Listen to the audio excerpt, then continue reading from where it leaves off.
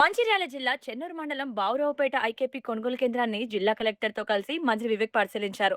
ఈసారి పంట దిగుబడి భారీగా పెరిగిందని, రైతులు ఎవ్వరూ అధైర్యపడాల్సిన అవసరం లేదని, జూన్ 6వ తేదీ వరకు ధాన్య సేకరణ ప్రక్రియ నిరంతరాయంగా సాగుతుందని ఆయన హామీ ఇచ్చారు. చెన్నూరు నియోజకవర్గంలో ఈసారి పంట ఏదైతే ఉన్నదో ఎకరానికి 25 క్వింటల్లు నార్మల్ గా ప్రొడక్టివిటీ ఉంటుంది. కానీ ఈ సంవత్సరము 28 నుంచి 30 క్వింటల్ వరకు పెరగడం జరిగింది. దానివల్ల ఎక్కువ పంట మన సెంటర్స్ కి వస్తుంది. ఇప్పటి వరకు 28th వరకు ఆల్రెడీ 1,27,000 మెట్రిక్ టన్స్ కొనుగోలు చేయడం జరిగింది. సుమారు 16,000 మెట్రిక్ టన్నులు. ఇంకా కొద్దిగా సమయం ఉంది.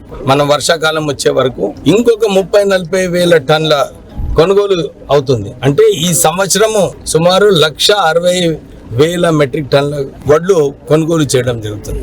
అంటే ఎట్లా పాసిబుల్ కాదు. నార్మల్లీ హమాలీలు దొరకరు, లారీలు దొరకరు, ఇబ్బంది ఉంటది. సో దాని గురించి నేను నిన్న సింగరేణి వాళ్ళతో మాట్లాడము, అక్కడ బొగ్గు ఒక వారం రోజులు ఆపండి, ఆ లారీలు మాకు ఇవ్వండి, రైతులకు ఆదుకున్నట్టు ఉంటదంటే వాళ్ళు సహకరించి 30 లారీలు సింగరేణి లారీస్ కూడా మనకు కేటాయించడం జరిగింది.